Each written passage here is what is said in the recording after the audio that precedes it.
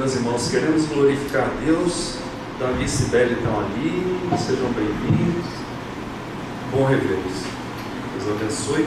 Todos os irmãos convidados são bem-vindos aqui. Graças a Deus por esta igreja. Meus irmãos, antes de pregar, queria entregar o certificado para o nosso irmão Tony. Certificado de batismo. Vem cá, Tony. Você pode vir também. Não é bom que o homem esteja só.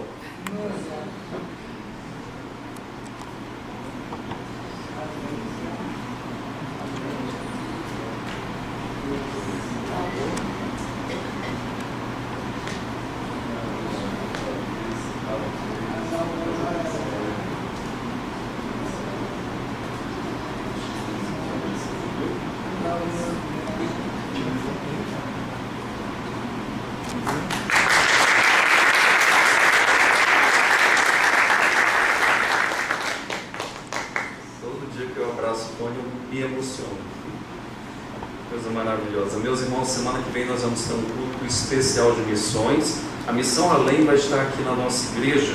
A Missão Além é a Associação Linguística Evangélica Missionária. É uma organização missionária que prepara pessoas para o Ministério de Tradução da Bíblia. E aqui o slogan é muito bonito: levando a Bíblia além das fronteiras. A Missão Além está completando 37 anos neste ano. Então, nós vamos recebê-los aqui, eles vão fazer uma exposição para os irmãos. Eu participei de um café da manhã há 2 semanas atrás e é um trabalho espetacular. Estou com vontade de eu ir para missões, assim, o Senhor sabe o meu coração como é que é, eu tenho muita liberdade nisso. Os objetivos da Missão Além: promover, principalmente junto aos povos de línguas ágrafas, a tradução da Bíblia e a divulgação do Evangelho de Jesus Cristo, com a elaboração e a execução de projetos educacionais de desenvolvimento autossustentável e ou saúde. Então esse é o projeto deles. Tem mais de 100 missionários da Missão Além. Começou em 82 com o doutor Pickering. Citei, Magno? Gilberto Pickering, que é um dos maiores, das maiores autoridades em Novo Testamento, biblista conhecido de manuscritos da Palavra do Senhor. Um nome que você vai fazer um trabalho nessa área, o Gilberto Pickering, para nós aportuguesamos o nome dele. É uma das maiores autoridades nessa área de manuscritologia da Palavra do Senhor, principalmente no Novo Testamento. E também o pastor Rinaldo, que esteve aqui, foi um dos usados por Deus para essa obra maravilhosa, extraordinária. Nós vamos recebê-los aqui e vai ser uma noite muito especial para a nossa igreja, ok? Meus irmãos, vamos abrir lá no texto de 1 Samuel, primeiro livro de Samuel, capítulo 1. 1 Samuel, capítulo 1, a partir do verso 1. Nós ainda estamos pregando no tema Temor do Senhor. Vamos aproveitar hoje o tema também de importância das mães para falar sobre uma mãe. 1 Samuel, capítulo 1, a partir do verso 1. Vamos ler a palavra do Senhor. Houve um homem de Ramataim, Zofim, da região montanhosa de Efraim, cujo nome era Eucana, filho de Jeroão, filho de Eliú, filho de Tou, filho de Zuf e Efraimita. Tinha ele 2 mulheres, uma se chamava Ana e a outra Penina. Penina tinha filhos, Ana, porém, não os tinha. Este homem subia da sua cidade de ano em ano a adorar e a sacrificar ao Senhor dos Exércitos, ali em Siló. Estavam ali os 2 filhos de Eliófone e Finéias, como sacerdotes do Senhor. Então o verso 4: no dia em que Eucana oferecia o seu sacrifício, dava ele porções deste a Penina, sua mulher, e a todos os seus filhos e filhas. A Ana, porém, dava porção dupla, porque ele a amava, ainda mesmo que o Senhor houvesse deixado estéril. A sua rival a provocava excessivamente para a irritar, porquanto o Senhor lhe havia cerrado a maga. E assim o fazia ele de ano em ano. E todas as vezes que Ana subia à casa do Senhor, a outra a irritava, pelo que chorava e não comia. Então Eucana, seu marido, lhe disse: Ana, por que choras? E por que não comes? E por que estás de coração triste? Não te sou eu melhor do que 10 filhos? Após terem comido e bebido em Siló, estando Eli, o sacerdote, assentado numa cadeira, junto a um pilar do templo do Senhor, levantou-se Ana e, com amargura de alma, orou ao Senhor e chorou abundantemente. E fez um voto dizendo: Senhor dos exércitos, se benignamente atentares para a aflição da tua serva, e de mim te lembrares, e da tua serva te não esqueceres, e lhe deres um filho varão, ao Senhor o darei por todos os dias da sua vida, e sobre a sua cabeça não passará navalha. Demorando-se ela ali a orar perante o Senhor, passou Eli a observar-lhe o movimento dos lábios, porquanto Ana só no coração falava. Seus lábios se moviam, porém não se lhe ouvia voz nenhuma. Por isso Eli a teve por embriagada e lhe disse: Até quando estarás tu embriagada? Aparta de ti esse vinho. Porém Ana respondeu: Não, Senhor meu, eu sou mulher atribulada de espírito, não bebi nem vinho nem bebida forte, porém veio derramando a minha alma perante o Senhor. Não tenhas, pois, a tua serva por filha de Belial, porque pelo excesso da minha ansiedade, da minha aflição, é que tenho falado até agora. Então lhe respondeu Eli: Vai-te em paz, e o Deus de Israel te conceda a petição que lhe fizeste. E disse ela: Ache a tua serva mercê diante de ti. Assim a mulher se foi seu caminho e comeu, e o seu semblante já não era triste. Vamos orar. Deus, obrigado por esse registro tão importante e maravilhoso. Queremos que o Senhor aplique agora, ó Deus, as lições, a mensagem desse texto aos nossos corações. Pai, e transforma as nossas vidas. Nós queremos sair daqui transformados pelo Teu poder, pela Tua palavra e pelo Teu Santo Espírito. Guarda as nossas mentes e os nossos corações em Cristo Jesus nesta noite, em nome de Jesus. Amém. Meus irmãos, esse é um texto maravilhoso da palavra do Senhor.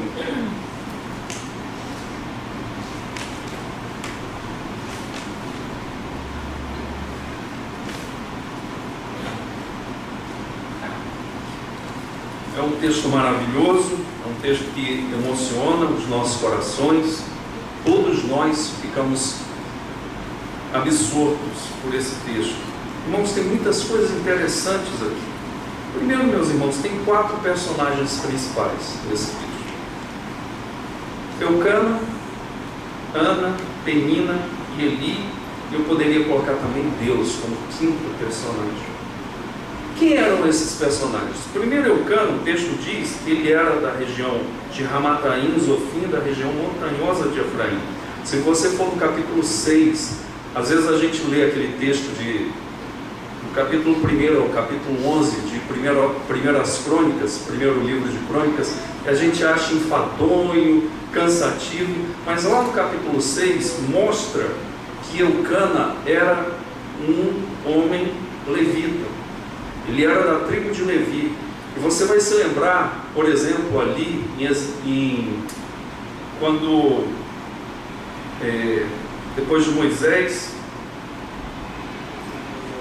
Josué, quando Josué ele faz a divisão e Deus fala de 48 cidades para os sacerdotes. Pois bem, em todas as tribos iriam ter cidades sacerdotais. E ali, essa cidade foi colocada, a cidade de Eucana, na região de Ramataim, Zofim, região montanhosa de Efraim. Então ali estava esta família. Ele é um descendente dos coatitas.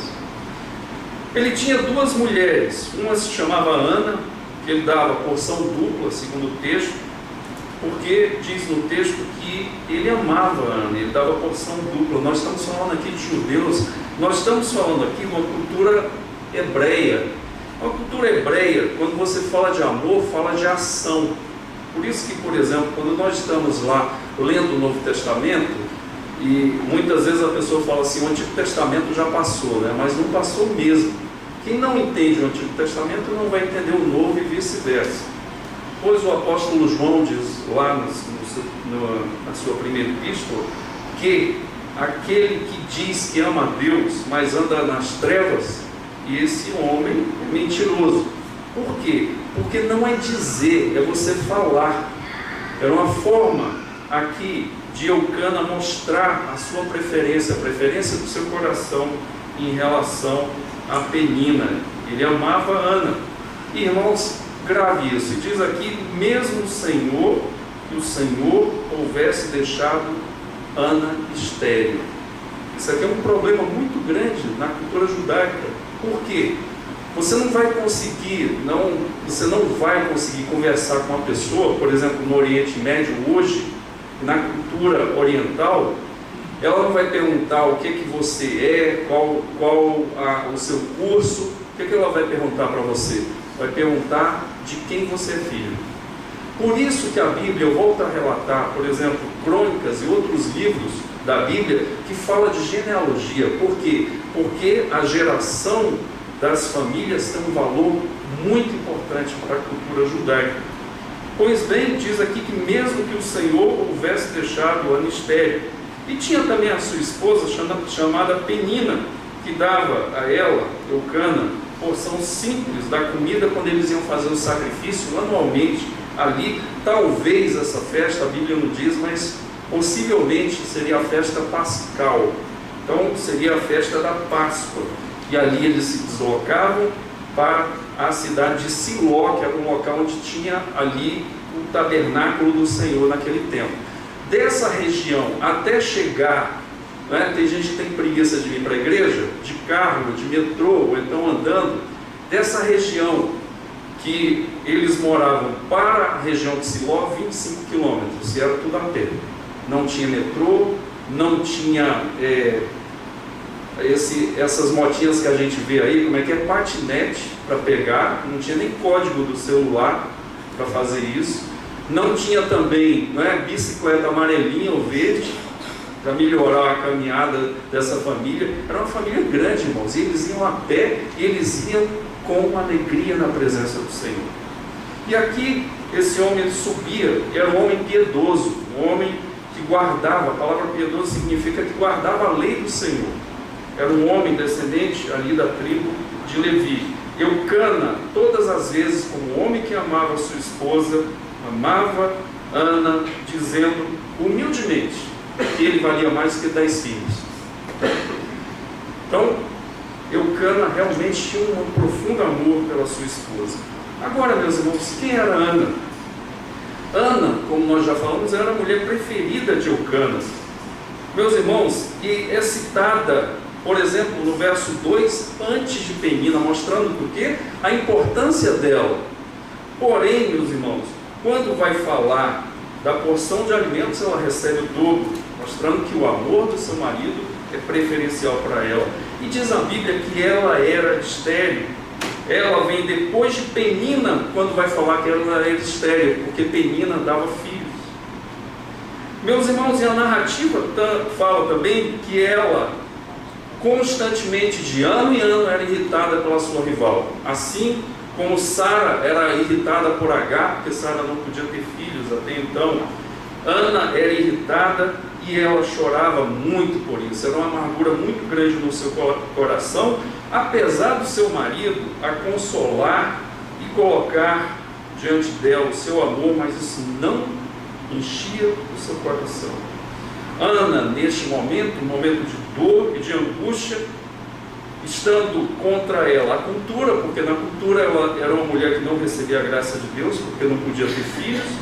Também a sua rival tinha vários filhos e ela não tinha, caçoava, perseguia a Ana. E também ela não entendia diante de Deus porque ela não podia ter filhos.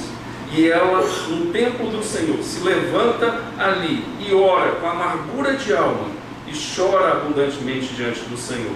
E faz um voto e diz para o Senhor nesse voto: se Deus a fizesse gerar um filho homem, ela dedicaria como gratidão ao Senhor por toda a sua vida e faria voto também de narizeado, ou seja, um voto muito firme para esse menino servir ao Senhor, que tinha várias restrições. Não podia tomar bebida forte, não podia tomar vinho e nada de fruto da videira. Podia comer, nem a uva ele podia comer.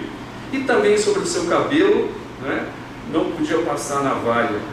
Então, de tão forte que era o compromisso de Ana, e ela fez essa palavra e foi tida ali como bêbada, irmãos, porque às vezes a angústia da nossa alma é tão grande que não sai português, sai balbuciar dos nossos lábios, sai linguagem lacrimal, sai linguagem de suspiros diante do Senhor, de angústias.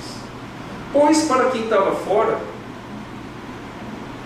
que era o caso do sacerdote Eli, falou assim: essa mulher está bêbada, e foi corrigi-la, né? Como diz na Bíblia, né? O julgamento temerário. Ele não sabia o que estava acontecendo, ele deduziu e ele fez uma besteira daquelas, porque essa mulher estava orando, e ela diz assim para o sacerdote que ela era uma mulher amargurada de alma, estava orando ao Senhor e pedindo ao Senhor, e o sacerdote depois a abençoa. Pois bem, meus irmãos, a Penina, como nós já sabemos, era a mulher que dava filhos a Eucana, e depois ela também era uma pessoa que não aceitava o amor do marido para com Ana, e ela se sentia colocada de lado pelo seu marido. E Eli, o sacerdote, que é o penúltimo juiz de Israel, ele julgava errado Ana, ali fez o julgamento errado, mas ele mostra ali a presença do sacerdote, do homem que vai dar continuidade à bênção sobre a vida de Ana, e ele abençoa Ana depois de ter errado. Irmãos, são esses os personagens. Meus irmãos, e esses personagens colocando Deus também na história, porque diz que Deus cerrou a madre de Ana para que não tivesse filhos. Nós temos várias tensões. Eu relatei aqui, eu vou relatar 4 tensões que eu vejo no texto. Primeiro, Penina com Ana. Meus irmãos, aqui é uma disputa muito grande, uma tensão muito grande entre mulheres. Mulheres não disputam nada, não é verdade? Mas essas duas aqui estavam disputando o amor do seu marido, e talvez Eucana tenha se casado com Penina porque Ana não lhe dava filhos. E também para a cultura judaica, o que era uma vida inútil para aquele homem se ele não tivesse filhos, porque o nome dele ia se perder na genealogia.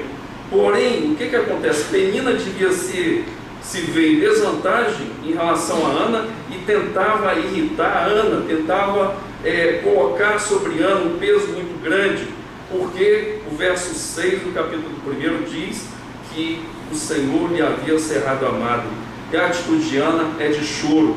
Não é um relacionamento bom entre duas mulheres.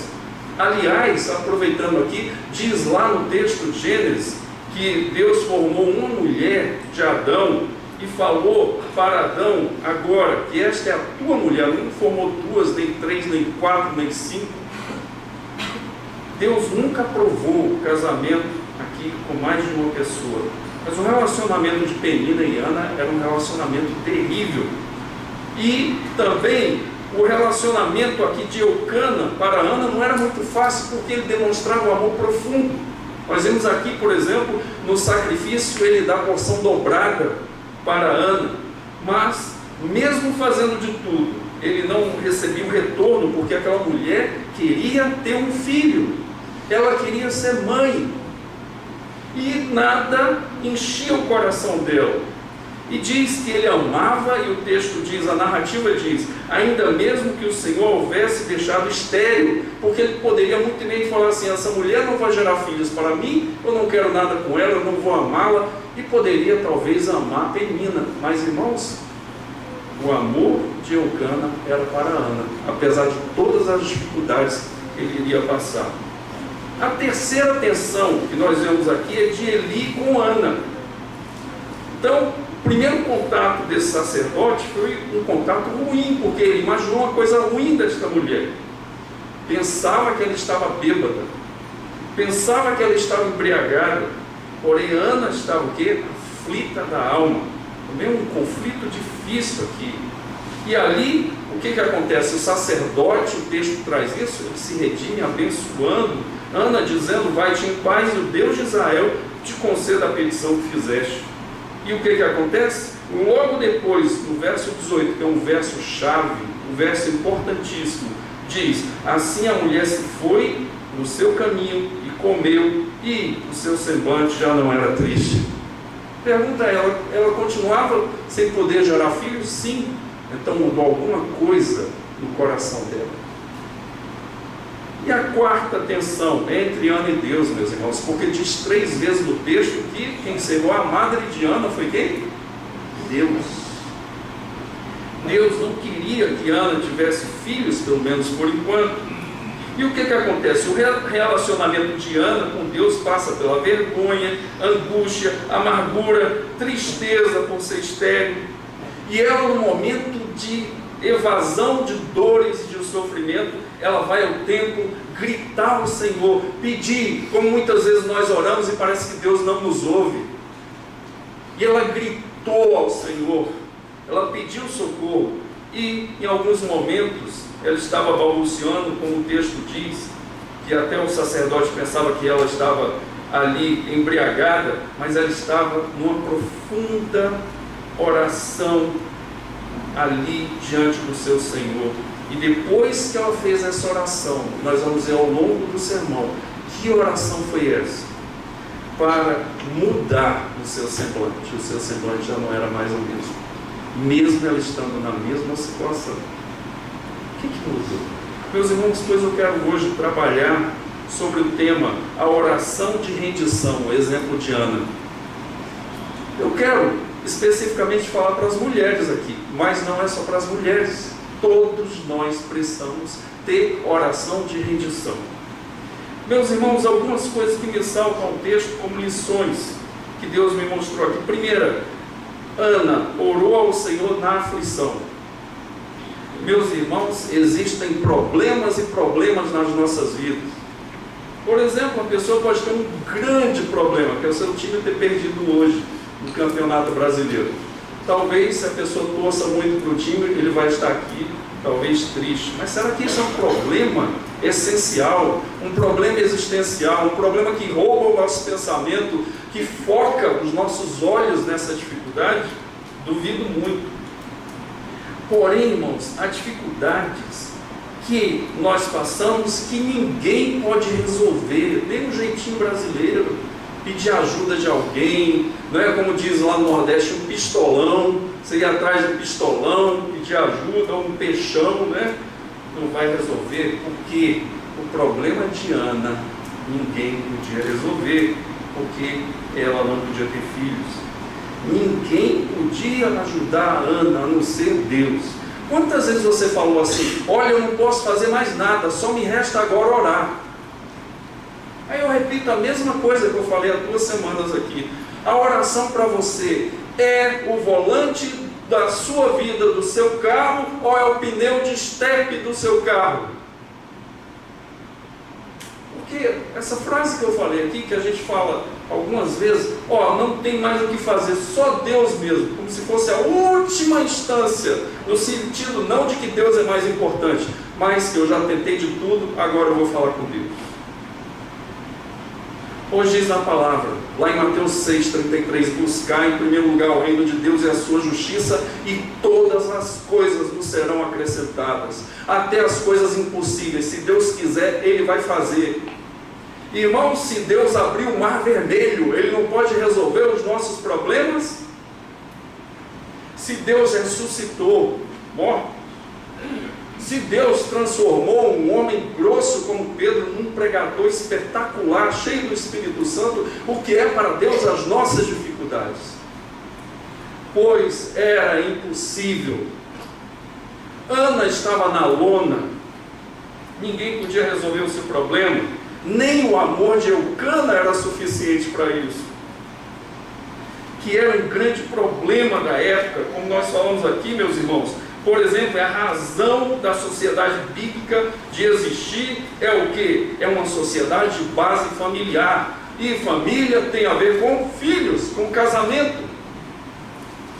Irmãos, uma autora chamada Lois Steinberger, que é autora do livro, um livro lindo, maravilhoso, Lendo a Bíblia com o Rabino Jesus, como a perspectiva judaica pode transformar seu entendimento, ela diz algumas coisas importantes que eu pensei para compartilhar com vocês.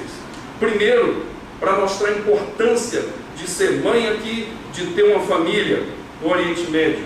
No antigo Oriente Médio, uma expectativa comum era que filhos iriam assumir a profissão de seu pai e servir o mesmo Deus ou os deuses que ele fez. O que aconteceu com Abraão? Sai da tua terra, da tua parentela e vai para um lugar que eu te mostrarei. A literatura paralela fala que Abraão era fabricante de ídolos, porque o seu pai era fabricante de ídolos. Pois é uma mudança radical. Ele estava perdendo a identidade familiar e estava indo servir um Deus que ninguém nunca tinha conhecido na sua parentela. E um Deus que diz, eu quero te dizer, meus irmãos, isso é uma coisa muito grande. Sai da tua terra, da tua parentela e vai para um lugar que eu te mostrarei. Eu imagino Abraão falando: Senhor, para onde o Senhor quer que eu vá? Vá e no caminho eu te falo.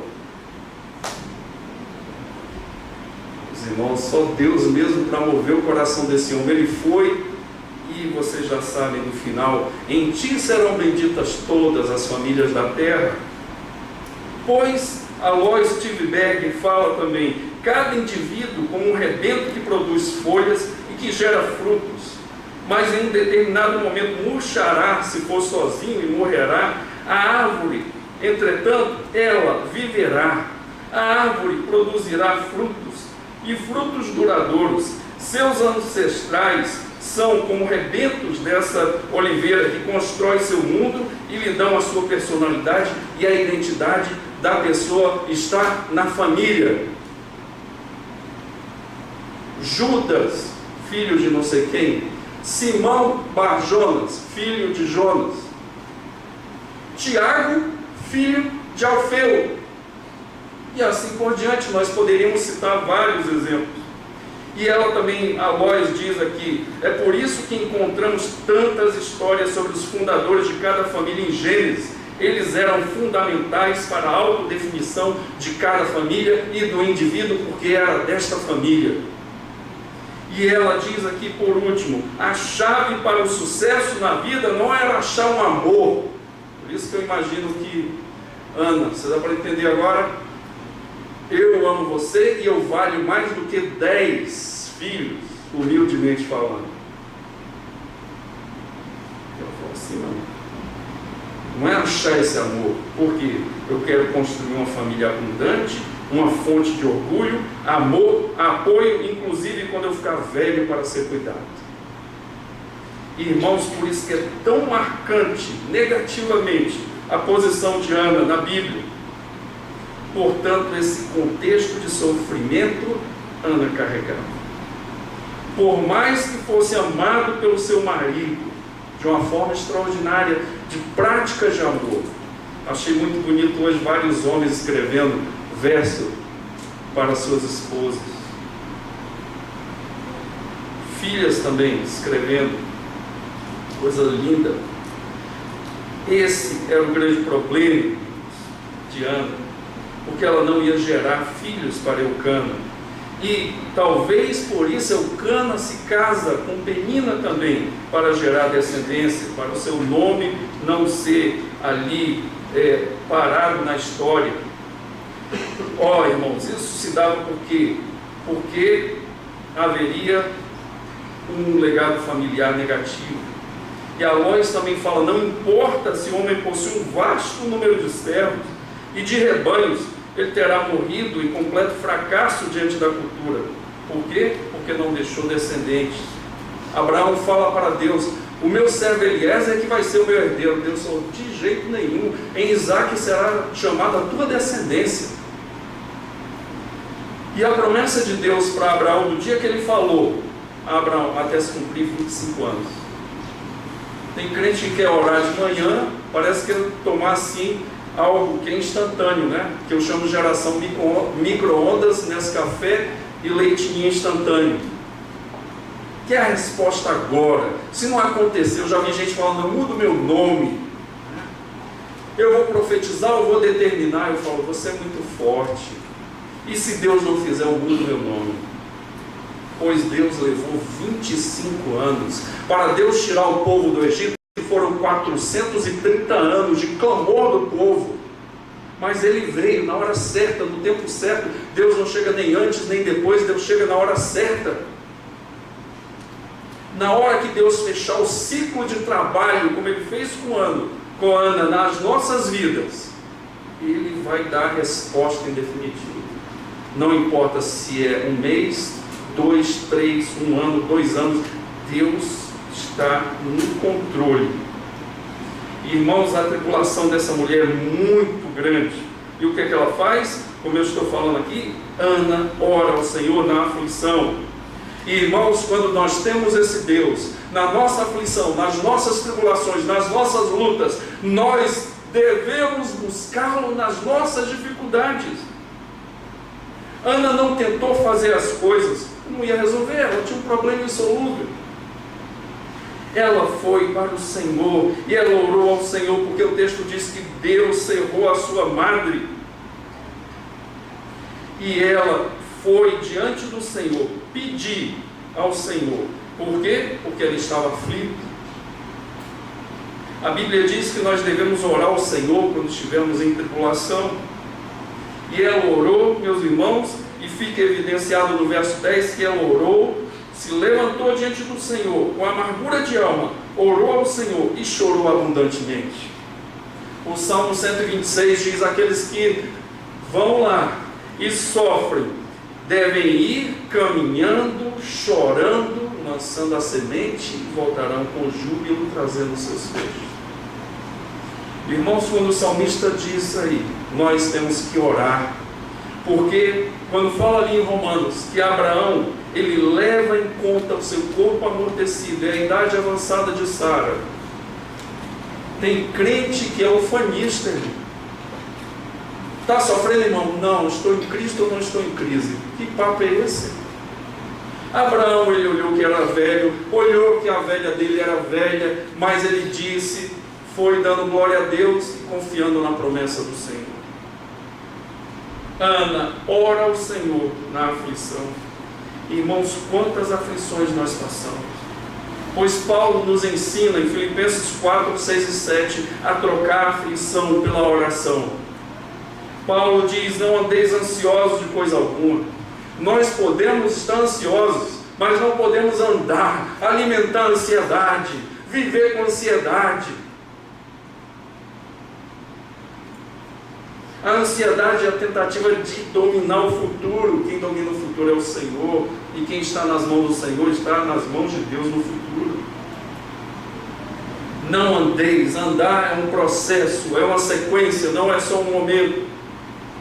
Lutero diz para todos nós nesta noite, eu relembro: ninguém pode privar de um passarinho pousar na nossa cabeça, mas nós não podemos permitir que ele faça um ninho na nossa cabeça.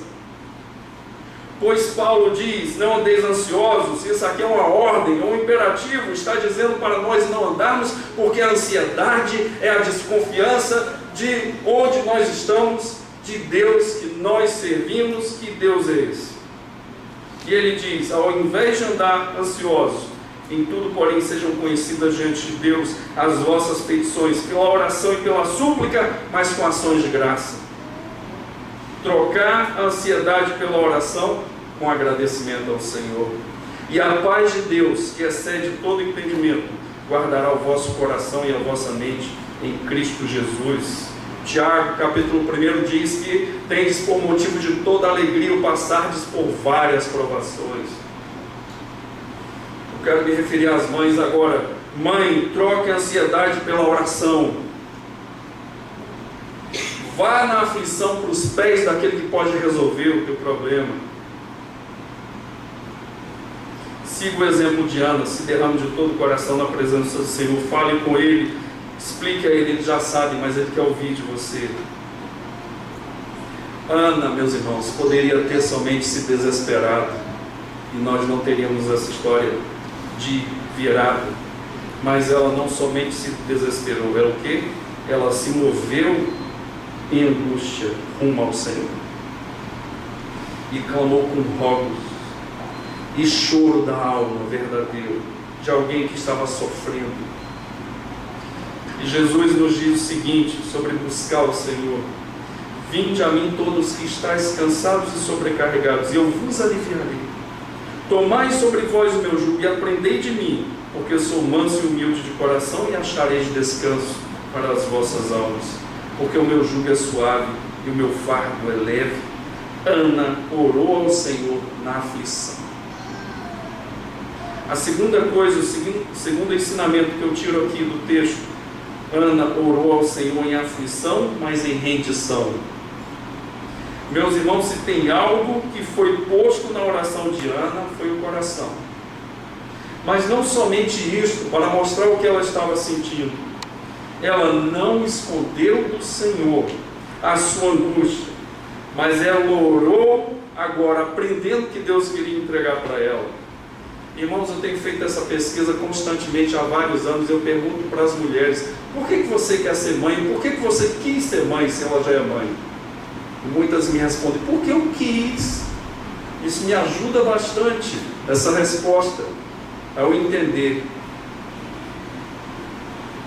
Ana queria ter filhos no primeiro momento porque ela passava vergonha cultural, porque ela estava sendo caçoada pela sua rival, e porque ela ia ser esquecida na genealogia. Mas nesse momento ela ora ao Senhor em aflição, mas agora ela se rende ao Senhor, porque tudo que ela queria era ser mãe, mas agora ela quer ser mãe para a glória de Deus. Ela quer entregar o seu filho para o Senhor, como nós falamos aqui, para um voto muito radical, para que Deus usasse somente para Ele. Meus irmãos, essa mulher, ela agora ora, mas ora uma oração de rendição, de entrega. Ela oferecia tudo o que ela tinha. Eu me lembro de Abraão, irmãos, que homem espetacular. Muitas vezes nós lemos a Bíblia e não nos colocamos no lugar do personagem, e perdemos a profundidade que o texto está transmitindo ali. Abraão ali passa 25 anos para vir a promessa, e vem aquele menino, e o menino já está desmamado, e Deus fala: Abraão, vai ao Monte Moriá e sacrifica o teu único filho a mim. É Isaac que eu quero. Irmãos, na narrativa passam 3 dias de silêncio, mostrando o drama do coração de Abraão. E Abraão, quando chega diante ali do monte, no iniciozinho, ele fala para os seus servos que foram com ele: fiquem aqui, porque eu vou com o rapaz, nós vamos adorar o Senhor e voltaremos. Ora, se ele ia sacrificar Isaac, como é que nós voltaremos? O autor aos Hebreus explica o coração de Abraão, falando que Abraão cria em Deus, e cria tanto que Deus era poderoso para ressuscitar o seu filho. E ele sobe, e o menino começa a perguntar as perguntas que o menino faz na hora que a gente está aflito: pai, aqui está a lenha, aqui está o cutelo, mas cadê o cordeiro? E Abraão dá a segunda resposta de fé: Deus proverá. E lá chega, ele coloca a lenha, amarra o menino, levanta o cutelo, e uma voz do céu brada: Abraão, não faça isso, porque você foi provado, e eu conheço o teu coração. E no mesmo momento saiu de detrás dos arbustos ali um cordeiro substitutivo. Irmãos, Ana estava pegando o seu filho como se fosse Isaac, entregando ao Senhor. Uma oração de rendição, dando ao Senhor. E meus irmãos, o que deve ter acontecido com Ana durante todo aquele tempo de esterilidade? Pelo que ela orou ao Senhor, fica claro o drama que ela estava passando no que diz respeito a ser mãe, e fez um voto dizendo: Senhor dos exércitos, se benignamente atentares para a aflição da tua serva, e de mim te lembrares, e da tua serva não te esqueceres, e lhe deres um filho varão, ao Senhor darei por todos os dias da sua vida, e sobre a sua cabeça não passará navalha. Ela estava abrindo mão do seu filho para entregar ao Senhor. Irmãos, eu queria dizer nesta noite para todas as mulheres aqui presentes, não é ser mãe a primeira coisa mais importante, é dedicar o seu filho para o Senhor, para que Deus faça dele um homem de bem, ou da menina uma mulher de Deus. Nós não temos filhos para nós temos filhos para a glória do Senhor. O filho não é nosso. Tem mães que seguram o filho às vezes está namorando, não quer que namore, porque é dela. Seu filho não é seu filho é de Deus. Outros que querem escolher a profissão do filho, determinando, porque ele vai fazer isso aqui, ele vai andar assim, não oram ao Senhor, não buscam o Senhor. E às vezes Deus dá uma rasteira bem boa daquela, ele vai falar, o seu filho vai ser missionário lá no Iraque. Porque o filho não é nosso, é de Deus, para ser sal da terra e luz do mundo, para que as nações vejam a glória de Deus. Pois Ana agora reverte essa história e entrega ao Senhor. É a oração de aflição, mas é a oração de rendição também. Ana entrega e faz aquilo que Deus queria. A razão é que Deus queria isto dela. E Deus colocou Ana na lona. E a oração dela agora estava o quê? Alinhada com a vontade de Deus. E ela estava pedindo para a glória de Deus e não para motivos próprios. Nós somos pais para a glória de Deus. Os nossos filhos não são nossos. Ana agora estava com esse propósito firme no coração. Tanto é verdade, irmãos, mostra lá na frente, do verso 19 em diante, o que? O resultado desta oração. E meus irmãos, quando Ana se rende ao Senhor, vem o que? Paz do Senhor. Ana estava lutando, querendo fazer a sua vontade, e Deus queria dar um filho para Ana, sendo que com a motivação certa. Deus muda a motivação e diz na palavra, nesse verso 18, tão bonito, que agora o seu semblante já não é mais o mesmo, já não é mais sofrido, já não é mais cheio de amargura, mas é um semblante que vem do coração, é desenhado pelo coração que se rendeu diante do Senhor.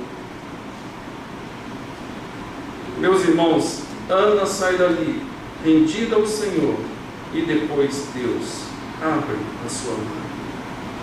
Terceiro e último ensinamento desta noite, eu penso do texto.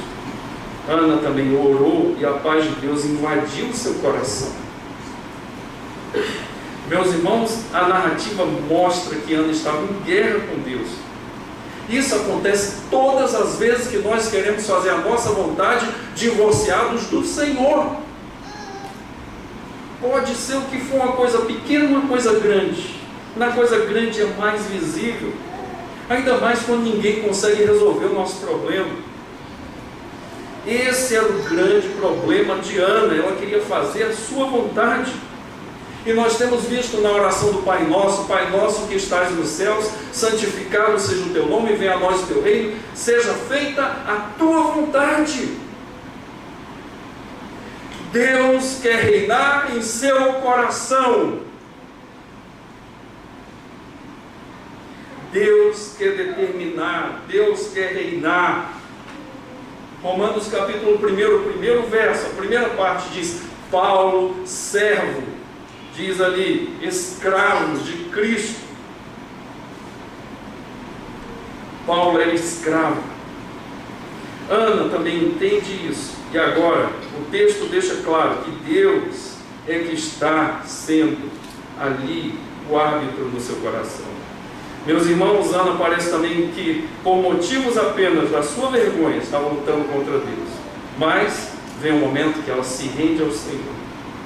E o Senhor faz ali, nesse desfecho da narrativa, no verso 18, o coração de Ana. Onde está o problema? É no coração. Provérbios 4, 23 diz sobre tudo que o homem deve guardar. Guarde o seu coração, porque dele procedem as saídas da vida. É no coração que nós escolhemos, é no coração que nós nos colocamos diante do Senhor e nos rendemos, ou é no coração que nós somos rebeldes ao Senhor? Todos os nossos problemas pequenos ou grandes, são causados ali no coração. Pois Ana se rende ao Senhor, e o Senhor contempla a sua serva agora com o coração motivado de forma adequada. E ali, meus irmãos, diz o texto que o semblante de Ana não era mais o mesmo. O texto fala, irmãos, por exemplo, no verso 19 e 20, a consequência de se render ao Senhor. Levantaram-se de madrugada e adoraram perante o Senhor, e voltaram e chegaram à sua casa em Ramá. Eucana coabitou com Ana, sua mulher, e lembrando-se dela o Senhor, ela concebeu, e passado o devido tempo, teve um filho, a quem chamou Samuel, pois dizia, do Senhor o pedi. Esse nome é maravilhoso, Samuel. E ela agora recebe do Senhor. Mas, irmãos, a coisa mais linda está no desfecho dessa última parte do capítulo 1, porque Ana recebe do Senhor o filho. Esse é um acontecimento extraordinário para esta mulher, mas não é o melhor ainda, porque o texto continua narrando, quando o menino foi desmamado, o que Ana fez? Será que ela ficou com o menino, se arrependeu? Ou falou assim, Deus me falou? Tem crente que fala isso. Irmãos, geralmente quando a pessoa fala isso é porque Deus não falou. Pois bem, o que Ana fez? Voltou a Siló, mais 25 quilômetros, com aquele menino no colo. Imagina a caminhada dela, pensando no sofrimento que ela teve, pensando nos anos que ela foi caçoada por Penina, pensando naquilo que toda a cultura falava sobre ela. E ela agora levando aquele menino e devolvendo ao sacerdote, como o texto diz aqui, havendo-o desmamado, levou consigo um novilho de 3 anos, um éfa de farinha e um odre de vinho, e apresentou a casa do Senhor, a Siló. Era o menino ainda muito criança. Imolaram o novilho, trouxeram o menino a Eli, e disse ela, ah, meu Senhor, tão certo como tu vives, eu sou aquela mulher que aqui esteve contigo, orando ao Senhor. Por este menino orava eu, e o Senhor me concedeu a petição que eu lhe fizera, pelo que também trago agora como devolvido ao Senhor, por todos os dias que viver, pois do Senhor pedi, e eles adoraram ali ao Senhor. Meus irmãos, ela se rendeu ao Senhor na sua busca dramática por um filho. Deus mudou o coração dela, ela compreendeu que o filho não era dela, e ela devolve o seu filho para o Senhor, e assim o Senhor abençoa. E meus irmãos, Deus desenvolve esse infante, esse menino cresce e se torna sacerdote, o último juiz de Israel. Além disso, irmãos, esse Samuel é um dos homens mais respeitados na palavra do Senhor, ao ponto de Jeremias falar assim, no seu livro, dizendo que o Senhor não responderia a oração, mesmo que fossem ali Moisés e Samuel. Meus irmãos, nesta noite nós temos algumas aplicações muito importantes para o nosso coração, esse texto de Ana. Primeira, Deus chama as mães para serem mulheres de oração, para orar pelo seu filho, para buscar a Deus, para pedir a Deus pela vida dele, para que o caráter de Cristo seja formado no coração dele. Eu falei aqui e repito, Susan Wesley tinha muitos filhos, mas ela orava todos os dias 2 horas, colocando seus filhos diante de Deus. Ministério de oração. 2. Deus chama as mães para se renderem diante de Deus, da sua vontade. Quem está pensando em ter filhos, tenha filhos para a glória de Deus. Quem já tem filhos, se você ainda não tem isso no seu coração, peça a Deus para mudar o seu coração. Deus chama as mães para entregarem os seus filhos nesta noite. Às vezes o filho é barbado, careca, já velho, e a mãe ainda pensa que é dona desse menino. Deus chama hoje você para se render diante de Deus e entregar. Às vezes, meus irmãos, tem sogras que são terríveis por causa disso. Por quê? Porque não renderam os seus filhos ao Senhor. Terceira coisa, saiba, mãe, hoje, você que está aqui, seus filhos são do Senhor. Agradeça pelos seus filhos e entregue os seus filhos para o Senhor nesta noite. Quarta e última coisa, para as mulheres, nem todas vão ser chamadas para ser mães. Por exemplo, aqui em Brasília tem 4 mulheres para um homem. Dá para entender isso? E não tem poligamia na palavra. O que vocês têm de fazer? Continuar orando para que Deus faça a sua vontade na sua vida. E acima de tudo, descanse na vontade do Senhor, que é boa, agradável e perfeita. A alegria maior das nossas vidas é ter o nome escrito no livro da vida. Que a oração de rendição de ano seja a nossa oração nesta noite. Vamos orar. Senhor meu Deus, quero te agradecer por esse texto rico, por esta narrativa tão profunda, tão colorida, Senhor. Ó Deus, da vida que nós vivemos no dia a dia, as nossas angústias, os nossos relacionamentos difíceis em família, os nossos relacionamentos às vezes difíceis, Senhor, dentro da igreja, e às vezes também difícil, Pai, o nosso relacionamento com o Senhor, não porque o Senhor fez alguma coisa, mas porque o Senhor, ó Deus, não é entendido por nós. Nesta noite eu quero colocar nas tuas mãos, Senhor, os nossos corações. Às vezes estamos sendo rebeldes em relação a algo, estamos querendo algo que não vem do Senhor, estamos fazendo até coisas, forçando para que o Senhor responda aquilo que nós queremos, e o Senhor não vai fazer. Senhor, então muda o nosso coração, tenha misericórdia, Senhor, das nossas vidas, porque o nosso coração é terrivelmente enganoso e pecaminoso, Senhor. Lava o nosso coração de toda motivação que não te pertence, às vezes motivação pecaminosa, Senhor, motivação, Senhor, trevosa, que o Senhor nos purifique e nos liberte. Senhor, nesta noite, arranque do nosso coração toda planta que o Senhor não plantou pela raiz, Senhor. Deus, em nome de Jesus Cristo, tenha misericórdia de nós nesta noite.